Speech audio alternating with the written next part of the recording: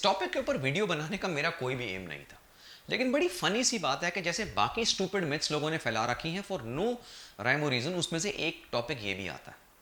अभी कुछ टाइम पहले किसी ने मुझे बोला कि सर आप अचार के ऊपर वीडियो बनाइए, तो मैंने कहा यार ये अचार के ऊपर मैं वीडियो क्यों बनाऊँ, मेरा जो चैनल है that is more to do with fitness and lifestyle and multiple other issues. अचार एक फूड एस्पेक्ट है जिसको अगर मैं कवर भी करना चाहूँगा तो मैं हेल्थ एस्पेक्ट से कर सकता हूँ, लेकिन कोई ऐसे टेंशन तो है नहीं। अचार ऐसी चीज़ है जो हम हज़ारों सालों से खा रहे हैं और आज भी कंज्यूम कर रहे हैं विदाउट वरी। तो मुझे सरप्राइजिंगली काफ़ी लोगों ने बोला कि सर कितने सारे ऐसे लोगों ने यूट्यूब पे वीडियोस बनाए हैं जो कह रहे हैं अचार नहीं खाना चाहिए। तो मैंने कहा ये अचार में क्या प्रॉब्लम है, क्योंकि इन लोगों के हिसाब से तो कुछ भी नहीं खाना चाहिए, तो अचार में क्या प्रॉब्लम है। तो भाई अचार में उन्होंने बोला कि इसमें ना सोडियम ज़्यादा होता है, वही बेवकूफ़ अनपढ़ों वाली मिथ्स जो सारे क्रैक फैला रहे हैं। और ऑलरेडी मैंने सॉल्ट और हाइपरटेंशन के ऊपर एक ई बुक भी लिखी थी और मल्टीपल पूरी सीरीज बनाई थी to make you understand that salt is doing nothing to you, nothing to you. और क्या रीजन है जिससे हाइपरटेंशन या सॉल्ट का लिंक है वो भी बिल्कुल डिफरेंट है। लेकिन ज़बरदस्ती जो होता है ना, कोई काम नहीं, चलो आज बाथरूम में बैठे हैं आप क्या करें, टॉयलेट कर रहे हैं आप, कुछ आइडिया नहीं आ रहा है यार, अचार अचार कोई बुरा बोलते हैं क्योंकि कुछ कुछ तो कंट्रोवर्सी क्रिएट कर ही जाए, तो चलो वीडियो बनाया भाई अचार नहीं खाना चाहिए। क्यों? एक इसमें सरसों का तेल होता है। तो जिन बेवकूफ़ों ने सरसों का तेल बुरा बोला था उनको मैंने ऑलरेडी समझा दिया वीडियो के थ्रू, रिसर्च के through with a challenge, come prove me wrong. Second is sodium. Again एक और मिथ ज़बरदस्ती शुरू हुई, भाई इसमें सोडियम सॉल्ट ज़्यादा होता है। मैं इतना इरिटेट हुआ, मैंने कहा यार कि ये क्यों है, क्यों, किस लिए, मतलब ज़बरदस्ती किसी भी छोटी सी चीज़ को जिसका कोई लिंक दूर दूर तक नहीं है। और इनफैक्ट टॉप ऑथर्स ने एक वर्ड लिखा है इसके लिए कि जो अचार होता है वो इंडियन डाइट में या एशियन डाइट में जहाँ जहाँ यूज़ हो रहा है, ये फूड को एक डिफरेंट डायमेंशन में पहुँचा देता है। तो दुनिया कहाँ चल रही है, कौन से डायमेंशन में, कौन सी जगह पे, कहाँ पे अपने को लोग एंजॉय कर रहे हैं, और यहाँ पे कुछ एक कम्युनिटी के बेवकूफ़ बैठे हैं जो अचार खराब है, ये मत खाओ, वो मत खाओ, इतने बजे मत खाओ, इतने ग्राम खाओ, इतनी कैलोरी खाओ। इन लोगों ने ना जो फिटनेस और न्यूट्रिशन कंसेप्ट्स है ना, जो बेसिकली जिसे हम फूड या प्लेजर कहते हैं, लाइफ का एंजॉयमेंट कहते हैं, उसे बिल्कुल ख़त्म कर दिया। क्योंकि इनको चाहिए अटेंशन, ये अटेंशन ग्रैब करना चाहते हैं, जो ये नॉलेज से ग्रैब नहीं कर सकते, ये स्टूपिडिटी और कंट्रोवर्सी से ग्रैब करते हैं। मुझे याद है कि जब हम छोटे थे सारे बच्चे, तो हम एक जॉइंट फैमिली में रहा करते थे, तो मेरी जो दादी थी शी वॉज, उनको हम मामा बुलाते थे। तो मामा आई डोंट नो क्यों बुलाते थे, बिकॉज वो दो माँ को जोड़ के उनको सारे के सारे फैमिली वाले जो थे वो मामा ही बुलाते थे। और अचार जो था वो हमारी सारी की सारी मील्स में एक साइड, एक छोटा सा आम का अचार हमारे को मिलता ही मिलता था। और मुझे ये नहीं पता वो कैसे डलता था, वो कैसे डालती थी मेरी दादी और बाकी जो लेडीज़ हैं, मिलियंस ऑफ लेडीज़ जो रोज़ डालती हैं अचार, मुझे आज भी प्रोसेसेस नहीं पता। वो उनके दे आर एक्सपर्ट्स, ठीक है, जो हमारी मदर्स वगैरह होती हैं। लेकिन जो मुझे याद है वो ये है कि इतना बड़ा एक मर्तबान होता था जिसके अंदर आम का अचार ऊपर तक भरा होता था, और आपको जब मन करे साल में वो 12 महीने आम का अचार अवेलेबल होता था। इस पर्टिकुलर टॉपिक पे मैंने एक बहुत ही डिटेल्ड आर्टिकल लिखा है। वो पूरा आर्टिकल मेरी वेबसाइट vstopid.com पे है, उसका लिंक मैंने डिस्क्रिप्शन में दिया है, जिसमें मैंने आपको पूरा बताया है कि जो पिकल होता है या अचार होता है, ये किस तरह world over different traditions, cultures वगैरह में यूज़ होता है, क्या इसकी हिस्ट्री है। फॉर एग्जाम्पल जो रिसर्च में दिखाया गया वो ये था कि हज़ारों सालों से अचार या पिकल डिफरेंट फॉर्म्स में मल्टीपल सिविलाइजेशन, चाहे वो इंडियन कल्चर या सिविलाइजेशन हो या वो चाइनीज़ हो या इजिप्शियन हो, इन जगहों पे यूज़ हो रहा है। लेकिन धीरे धीरे धीरे ये जो पिकलिंग था, जिसे हम अचार डालना कहते हैं, वो एक नॉर्मल प्रैक्टिस, एक आर्ट बन चुका है। और वर्ल्ड ओवर डिफरेंट रिलीजन में, डिफरेंट कल्चर्स में डिफरेंट तरीके के जो अचार हैं या चटनीज़ हैं, इनको इंजॉय करा जाता है। फॉर एग्जाम्पल आयरलैंड वगैरह में जो बीफ होता है और कोई नॉनवेज होता है उससे अचार बनता है। कोरिया में किमची बड़ा फेमस है। जापान में मीज़ो पिकल्स बनते हैं, मीज़ो अचार बनता है। चाइना में भी डक्स वगैरह के एग्स वगैरह से अचार डाला जाता है और नॉनवेज फॉर्म में अचार डाला जाता है। इंडिया में मल्टीपल चीज़ों का जो चटनी और अचार है आपको पता ही है। लेबनन में जो एग प्लांट होता है उससे और गार्लिक को मिला के बहुत अमेजिंग तरीके से अचार डाला जाता है। और ऐसे वर्ल्ड ओवर मल्टीपल डिशेज़ हैं। इसी तरह ऑलमोस्ट सारी वेजिटेबल्स है वर्ल्ड ओवर डिफरेंट कंट्रीज़ में, काफ़ी नॉन वेजिटेरियन फूड से, काफ़ी सारे फ्रूट से, काफ़ी सारी चिलीज़ वगैरह से भी पूरे वर्ल्ड में डिफरेंट कल्चर में, ट्रेडिशंस में जो पिकलिंग है, जो आर्ट ऑफ पिकलिंग है, उसके थ्रू बहुत अमेजिंग तरह के पिकल्स या अचार जो है वो प्रोड्यूस करे जाते हैं। आप वर्ल्ड में किसी भी कल्चर में चले जाइए, किसी भी कंट्री में चले जाइए, चाहे वो कंट्री जैसे कि ईरान, टर्की, लेबनन या बाकी अरेबियन कंट्रीज़ हों या यूरोपियन कंट्रीज़ हों, जैसे हंगरी, पोलैंड, रोमेनिया, चेक Republic, Russia, Ukraine, Bulgaria, Serbia, Macedonia, या यूनाइटेड स्टेट्स हो या ब्रिटेन हो, या कनाडा हो या मेक्सिको हो या साउथ एशियन कंट्रीज हो, चाहे वो इंडिया, पाकिस्तान, बांग्लादेश, श्रीलंका हो या चाइना, नेम इट, पूरे वर्ल्ड में हर कंट्री में ये ट्रेडिशंस हज़ारों सालों से यूज़ हो रहा है। इनफैक्ट अगर हम इंडिया पे फोकस करें तो इंडिया में तो अचार खाना अपनी डिश के साथ एक ऐसा ट्रेडिशन है जो हर एक कल्चर में है, और डिफरेंट तरीके से डिफरेंट तरीके के अचार या चटनी हम ऑलमोस्ट हर मील में किसी ना किसी फॉर्म में कंज्यूम कर रहे होते हैं। इनफैक्ट इंडियंस तो फेमस है इस चीज़ के लिए कि अगर वो अब्रॉड ट्रैवल करते हैं तो घर का अचार लेके जाते हैं, क्योंकि कोई भी डिश जो है उसका फ्लेवर जो है वो सिर्फ छोटे से अचार के साथ सडनली एनहांस हो जाता है। इंडिया में भी हर स्टेट में आप जाएंगे, हर घर में एक अलग आपको टेस्ट मिलेगा, अलग तरीके की आपको रेसिपी मिलेगी, अलग ही आपको अचार और चटनी मिलेगी, जो relish करने में एक अलग ही इंजॉयमेंट आती है। क्योंकि हमारा कल्चर इतना डाइवर्स है, उसमें इतनी ज़्यादा ट्रेडिशंस, इतने कल्चर्स हैं कि अगर आप उसमें डेप्थ में जाएं तो आपको पता लगेगा कि कितने तरह के जो अचार और चटनियां हैं और ऐसी चीज़ें हैं जो इंडिया में ही प्रिपेयर हो रही। इंडिया में जब हम पिकल्स की बात करते हैं, जनरली 3 तरीके से ये रेडी होता है। एक होता है विनेगर के थ्रू, यानी सिरके के थ्रू, दूसरा होता है सॉल्ट खाली, और तीसरा होता है ऑयल में। और इंडिया में ऑयल को पिकल बनाने के लिए काफ़ी ज़्यादा प्रेफर करा जाता है। फॉर एग्जांपल जो कॉमन मैंगो यानी आम का अचार है, मैंगो पिकल है, अगर आप उसे देखें तो नॉर्थ इंडिया में उसमें मस्टर्ड ऑयल डाला जाता है, उससे प्रिपेयर किया जाता है। साउथ में जाए तो सीसम ऑयल वो यूज़ करते हैं, और उसके साथ डिफरेंट तरह के इसमें स्पाइसेस वगैरह डाले जाते हैं। तो आप ये देखिए, अगर आपको सिर्फ आम का अचार ही खाना है, उसकी ही वर्ल्ड पूरी कंट्री में और वर्ल्ड ओवर भी जहाँ पे बन रहा है इतनी वैरायटी है, तो आप सोचिए कितने हज़ारों तरह के पिकल्स और चटनीज वर्ल्ड ओवर और इंडिया में ही प्रिपेयर हो रहे हैं। बहुत एक फेमस ऑथर है, फूड ऑथर है, केटी आचार्य। अगर आप उनकी बुक्स लेना चाहें वो आपको अमेजोन वगैरह पे मिल जाएंगी। उनकी बुक्स मैं भी रेफर करता हूँ। उन्होंने एक बुक लिखी थी, a historical dictionary of Indian food. उसमें उन्होंने बताया कि 1594 में 1594 में एक कन्नड़ की एक टेक्स्ट थी, कन्नड़ लैंग्वेज में एक टेक्स्ट थी, जिसमें बताया गया कि उस जगह पे वहाँ पे 50 से ऊपर अचार यानी 50 तरह के डिफरेंट अचार उस समय बनाए जाते। तो आप ये सोचिए, सिर्फ एक लैंग्वेज में लिखी गई बुक में 1515 सेंचुरी में उस समय बताया गया कि 50 से ऊपर अचार सिर्फ उस रीजन में थे। अब आप सोचिए कितने तरह के अचार होंगे अगर इस पर रिसर्च करी जाए।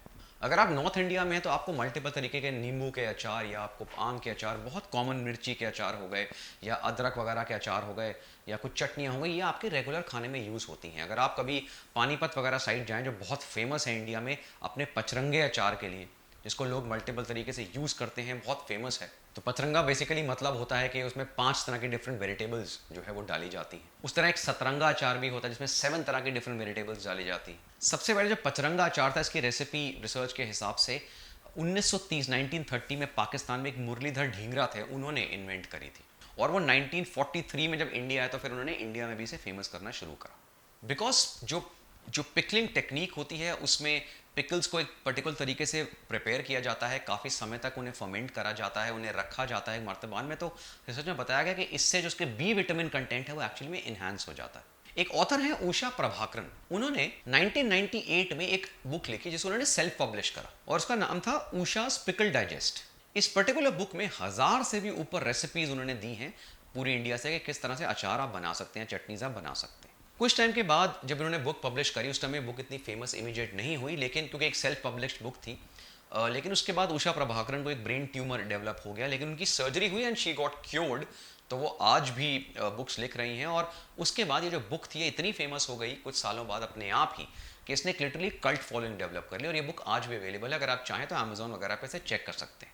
रिसर्च में बताया गया, और ये रिसर्च स्टडी सारी मेरी इस जो पर्टिकुलर आर्टिकल है उसमें है, तो उसमें बताया गया रिसर्च में कि एंशिएंट टाइम से ही जो फूड प्रिजर्वेशन टेक्निक्स थी उनकी बहुत वैल्यू होती थी। ऑफ कोर्स क्योंकि उस ज़माने में एंशिएंट टाइम्स में बहुत जो कल्टिवेशन एग्रीकल्चर था वो 12 महीने नहीं चलता था, काफ़ी फूड शॉर्टेजेस के पीरियड्स आते थे, तो लोग पूरी कोशिश करते थे कि फूड को किस तरह से प्रिजर्व कर सकें। और उस ज़माने में जो अर्दन पॉट्स या क्ले पॉट्स होते थे उनके अंदर काफ़ी सारे फ्रूट्स या वेजिटेबल या मीट्स वगैरह को डाल के प्रिजर्व किया जाता था, जिसमें प्राइमरली सॉल्ट या विनेगर वगैरह या ऑयल वगैरह यूज़ होता था। तो जो पिकलिंग थी ये भी एक प्रिजर्वेशन टेक्निक ही थी। रिसर्च में दिखाया गया कि जो पिकलिंग प्रोसेस है वो प्राइमरली फर्मेंटेशन का यूज़ करती है, और जिससे जो आपका पीएच लेवल है फूड का वो काफ़ी कम हो जाता है, और उससे आप उस पर्टिकुलर फ्रूट, वेजिटेबल या मीट जिसे भी आप प्रिजर्व कर रहे हैं वो ऑलमोस्ट 2 साल तक प्रिजर्व रह सकता है विदाउट गेटिंग स्पॉइल्ड। अब ऑफकोर्स ये तो एक मेथड है जो ट्रेडिशनल टाइम से चला आ रहा है, लेकिन उस ज़माने में इस मेथड को as a life safety factor use किया जाता था, बिकॉज खाने की बहुत शॉर्टेज होती थी। तो उस समय तो ये प्रोसेस और भी ज़्यादा इंपॉर्टेंट था। और रिसर्च में ये भी दिखाया गया है कि ये जो प्रोसेस है पिकलिंग का, ये ऑलमोस्ट 4 से 5 हज़ार साल पहले से यूज़ हो रहा है। जो पिकल्स की बेनिफिट्स होते हैं या पिकल्स की बेनिफिशियल प्रॉपर्टीज़ होती हैं, उसके बारे में जो ग्रीक फिलोसोफर थे एरिस्टोटल, उन्होंने भी मेंशन करा है। रोमन एम्परर जूलियस सीजर, कहा गया है कि पिकल्स के बहुत ज़्यादा शौकीन थे, उन्हें बहुत पसंद थे पिकल्स। इनफैक्ट वो बिलीव ये करते थे कि जूलियस सीजर के अगर किसी वॉर में जाए, बैटल में जाने से पहले अगर उनके सोल्जर्स को पिकल खिलाया जाए तो उनकी बॉडी में एक स्ट्रेंथ डेवलप होगी। रोमन एम्परर जो थे टाइबेरियस, ये भी बताया गया कि वो भी बहुत फॉन्ड थे और अपने हर मील में जो क्यूकम्बर यानी खीरे का जो अचार होता है उसे खाया करते थे। उसके बाद अगर आप हिस्ट्री में देखें तो जो फेमस एक्सप्लोरर्स थे जैसे क्रिस्टोफर कोलंबस या अमेरिगो वेस्प्यूकी, ये अपने शिप्स में पिकल्स को काफ़ी ज़्यादा अमाउंट में स्टोर करते थे, बिकॉज लॉन्ग वॉयजेस होते थे, फूड शॉर्टेजेस होती थी और विटामिन सी वगैरह की डेफिशिएंसी का डर होता था, तो पिकल्स इन सारी चीज़ों में बहुत बेनिफिशियल होते थे। जो फेमस मोरक्कन ट्रैवलर राइटर थे इब्न बतूता, आपने उनका काफ़ी नाम सुना होगा, वो 14th सेंचुरी में जब इंडिया आए, जो उस समय के जो मुगल किंग थे मोहम्मद बिन तुगलक, उन्होंने उनके बारे में लिखा है कि किस तरह वो पिकल्स को यूज़ किया करते थे और उस ज़माने में इंडिया में पिकल्स को कैसे खाने के साथ खाया जाता था और रेलिश करा जाता था। रिसर्च में यह भी बताया गया है कि जो चाइनीज़ वर्कर्स है जिन्होंने ग्रेट वॉल ऑफ चाइना बनाई थी, उनका भी जो काफ़ी हद तक सस्टेन करने का अपने को तरीका था वो पिकल्स के बेस पर था। On the other hand pickles जो थे उनकी बहुत सारे मेडिसिनल बेनिफिट्स भी माने गए हैं। फॉर एग्जांपल जो एंशिएंट फिजिशियन थे गैलन, उन्होंने भी बताया है कि पिकल्स को अगर पेशेंट्स वगैरह को दिया जाए तो उनकी एपेटाइट इंक्रीज होती है और डाइजेशन में हेल्प होता है। ऑन द अदर हैंड अगर आप आयुर्वेदिक टेक्स्ट पढ़ें तो उसमें भी अचार या पिकल का बहुत ही एक्सटेंसिव मेंशन है और बहुत एक्सटेंसिव यूज़ किया गया है। और अगर इससे रिलेटेड जो मेरी रिपोर्ट है, आर्टिकल, अगर आप उसे पढ़ें तो आपको पता लगेगा कि कैसे इसके हिस्टोरिकल बैकग्राउंड इतना ब्यूटीफुल है और किस तरह हज़ारों सालों से हर कल्चर में एक्सटेंसिवली इसे यूज़ किया गया है विदाउट इवन थिंकिंग कि इससे कोई प्रॉब्लम होगी। इनफैक्ट इसके मेडिकल बेनिफिट्स आज भी सबको पता है, इवन थ्रू स्ट्रॉन्ग रिसर्च। लेकिन सम हाउ कुछ स्टूपिड मिथ्स, जैसे मैंने बताया, फैलाई गई अचार के बारे में। इनफैक्ट रिसर्च में यह बताया गया कि जब जो अचार डिफरेंट वेजिटेबल से बने हुए अचार है, जब उन्हें टेस्ट करा गया तो उसमें और बहुत beneficial compounds, phenolic compounds, antioxidant activities वगैरह पाई गई हैं, तो ये आपकी हेल्थ के लिए सच में बहुत अच्छे होते हैं। सेकेंड चीज़ ये आती है कि प्लीज़ मुझे बताइए कि आप में से अगर लोग अचार रोज़ खा भी रहे हैं, किसी भी मील में खा रहे हैं, आप लोग कितना अचार खाते हैं? क्या आप एक कटोरी भर के अचार खाते हैं जितनी आप दाल खा रहे हैं, या आप कुछ और खा रहे हैं? आप इतना सा छोटा सा अमाउंट ऑफ अचार लेते हैं अपने खाने के साथ। इतना अमाउंट ऑफ अचार आपकी बॉडी को कोई नुकसान नहीं करता और सिर्फ बेनिफिट ही करता है। ऑन द अदर हैंड जो टेस्ट एनहांसमेंट होती है, जिससे फ्लेवर आता है, वो बिल्कुल अलग। कोरिया में एक अचार होता है जो कैबेज यानी बंद गोभी जो होती है उसको, यानी पत्ता गोभी, उसको बेसिकली फर्मेंट करके उससे बनाया जाता है। तो जो पिकल्ड कैबेज होता है उसे वो कहते हैं किमची। जब रिसर्च करी गई तो उसमें बताया गया कि 1 ग्राम जो किमची का होता है उसमें 800 मिलियन बैक्टीरिया से भी ज्यादा होते हैं, और ये सारे बैक्टीरिया आपकी गट के लिए, गट हेल्थ के लिए बहुत बेनिफिशियल होते हैं। उसके अलावा ये मल्टीपल विटामिन और मिनरल्स में बहुत रिच होते हैं। ऑल्सो एक आध मिथ और आई थी कि भाई कैंसर हो सकता है पिकल्स खाने से, ये है वो है। ये सारी मिथ्स ऑलरेडी डीबंक हो चुकी हैं, क्लियर रिसर्च स्टडीज हैं, इससे कैंसर का दूर दूर तक कोई लिंक नहीं। जो इसकी मस्टर्ड ऑयल से रिलेटेड मिथ है वो मैं ऑलरेडी क्लियर कर चुका हूं। जिन लोगों को ये स्टूपिड डाउट्स हैं या जो आपको ऐसी मिथ्स फैला रहे हैं, उनको आप मेरा मस्टर्ड ऑयल वाला वीडियो रिकमेंड कर सकते हैं और आप भी देख सकते हैं। पूरी रिसर्च स्टडीज उसमें मैंने दी हुई हैं। उसके साथ मैंने एक ई बुक भी लिखी है मस्टर्ड ऑयल के ऊपर, जिसमें उसकी क्लियर रिसर्च स्टडीज हैं वर्ल्ड ओवर कि मस्टर्ड ऑयल क्यों सिर्फ एक सेफ ही नहीं बल्कि फिनोमिनली हेल्दी ऑयल है। जो मिथ्स फैलाई गई थी यूरोपियन कंट्रीज में, किस बेस पे फैलाई गई थी और कैसे उन्होंने ही धीरे धीरे उसको डिबंक कर दिया। सेकंड मेथ आती है सॉल्ट को लेके। इससे पहले कि मैं सॉल्ट का वो छोटा सा पार्ट क्लियर करूं, मैं आपको बताना चाहूंगा जो मेरी सीरीज है सॉल्ट और हाइपरटेंशन की, प्लीज आप उसको देखिए। उससे रिलेटेड एक ई बुक है, इसमें सारी रिसर्च स्टडीज हैं, वो भी पढ़िए। आपको सॉल्ट से रिलेटेड सारी मिथ्स उसमें क्लियर हो जाएंगी। अब आती है अचार की बात, जिसमें सॉल्ट ऑफ कोर्स डलता है प्रिजर्वेशन के लिए और टेस्ट के लिए। तो मैं स्टूपिड लोगों से पूछना चाहूंगा कि कैसे कैलकुलेट कर रहे हो? आपको समझ तो आ नहीं रहा है, पता नहीं किस बेस पे कैलकुलेट करते हो कि सॉल्ट नहीं खाना, ये नहीं खाना। तो पहले तो जो लोग आपको ये कह रहे हैं सॉल्ट नहीं खाना, please stop listening to those people, specially those dietitians. अगर बिना किसी रीजन से वो आपका सॉल्ट इंटेक कम कर रहे हैं, they are just making a fool out of you. Second, जब हम अचार की बात करते हैं तो WHO की जो रिकमेंडेशन है पर पर्सन पर डे की, वो है अराउंड 5 ग्राम सॉल्ट। इसका मतलब ये नहीं आप ज्यादा नहीं ले सकते, काफी सारे कल्चर इससे बहुत ज्यादा लेते हैं विदाउट एनी प्रॉब्लम्स। ये एक एवरेज उन्होंने वर्ल्ड ओवर फिगर दे दी है। अब 5 ग्राम सॉल्ट में जो सोडियम होता है वो होता है समवेयर अराउंड 1900 या 2000 mg मिलीग्राम्स। जो इंडियन पिकल होता है अगर आप उसका 100 ग्राम अप्रॉक्सीमेट लें तो उसमें जो सॉल्ट मिलता है वो मिलता है 100 ग्राम में अप्रॉक्सीमेटली 8 से 20 ग्राम। और ये 100 ग्राम्स जो पिकल होता है बहुत सारा पिकल है।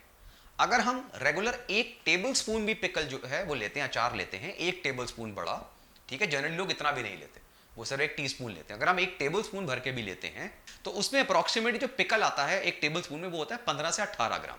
सो वो जो अमाउंट ऑफ सॉल्ट उसमें होगा वो होगा मैक्सिमम 1 ग्राम या कुछ। और 1 ग्राम या 2 ग्राम अगर उसमें सॉल्ट है तो उसका जो अमाउंट ऑफ सोडियम हुआ वो हुआ 400 से 800 mg, जो आपकी ओवरऑल सॉल्ट की जो इनटेक है उसकी वेल विद इन लिमिट्स है। अब अगर कोई इंसान 2000 mg उसकी सॉल्ट की जो सोडियम की लिमिट है, तो अगर वो उसमें से 400 mg अचार से ले लेता है तो वो कोई केस में एक्सेस नहीं जाता। ऐसा आज तक एक भी केस नहीं आया है, ना कोई स्टडी आई है, ना कोई एविडेंस है कि अचार खाने से किसी को हाइपरटेंशन इशू हो रहे हैं या उनको कोई सॉल्ट खाने से सॉल्ट जो अचार में मिल रहा है उससे खाने से कोई प्रॉब्लम हो रही। ये सिर्फ एक सेल्फ मेड थ्योरी है कि जो भी चीज़ तुम्हारे को समझ आ रही है उसे डिमोनाइज कर दो क्योंकि तुम उसमें प्रॉपर रिसर्च नहीं कर रहे। तो आई डोंट नो ये कौन से डाइटिशियंस हैं यार, ये कौन से यूट्यूबर्स हैं जो सेल्फ मेड थ्योरीज बनाते हैं कि अचार नहीं खाना, मस्टर्ड ऑयल नहीं खाना, सॉल्ट बंद कर दो। Please tell them that medically चीजें बहुत क्लियरली प्रूवन है। अगर कोई डिबेट करने का बहुत शौक है तो मेरे सामने आके डिबेट करें, कोई एविडेंस रिसर्च है तो लेकर आए तो मैं उनको रिसर्च दूंगा। जबरदस्ती जो आप लोग ये मिथ्स फैला रहे हैं, लोगों को डरा रहे हैं, you are just harming people. Please stop spreading this myths. और मैं आप लोगों से बोलना चाहूंगा जो वीडियोस देख रहे हैं, प्लीज इस वीडियो को उन बेवकूफों को रेफर करो जो बोल रहे हैं अचार नहीं खाना, वो हार्मफुल है, उसमें सॉल्ट है, all that bullshit. Please tell them Akshay Chopra has openly challenge कि अगर मुझे एक भी एविडेंस वो दे दें अचार के अगेंस्ट कि वो कैसे हेल्थ के लिए हार्मफुल है, I will immediately remove the video. Please understand कि अचार या चटनीज जो हैं ये आपकी लाइफ की इंजॉयमेंट है, फूड की इंजॉयमेंट है। आप जिस मर्जी कल्चर में है, जिस मर्जी रिलीजन में है, जिस मर्जी आप कंट्री में हैं, प्लीज अपने लोकल फूड्स को जिसमें से अचार भी एक पार्ट है उसे एंजॉय करिए। Excess is a very different thing. अगर रोज आप एक एक कटोरी भर के अचार खा रहे हैं तो आपकी प्रॉब्लम है, और ऐसा मैंने तो ना तो कभी सुना है ना देखा है, और ऐसे केसेस को कभी कंसिडर नहीं करा जाता, ये एक्सेप्शनल केसेस होते हैं। सो इन ऑल द केसेस अचार is very very beneficial in multiple ways. It is absolutely safe. जिस मर्जी फॉर्म में आप खाइए और अपने अचार को आप इंजॉय करिए विदाउट वरीज। इससे आपका वेट लॉस एंड उन चीज़ों का कोई भी जो है वो लिंक नहीं। और ऐसी बहुत सारी अमेजिंग वीडियोस के लिए देखते रहिए वी स्टूपिड।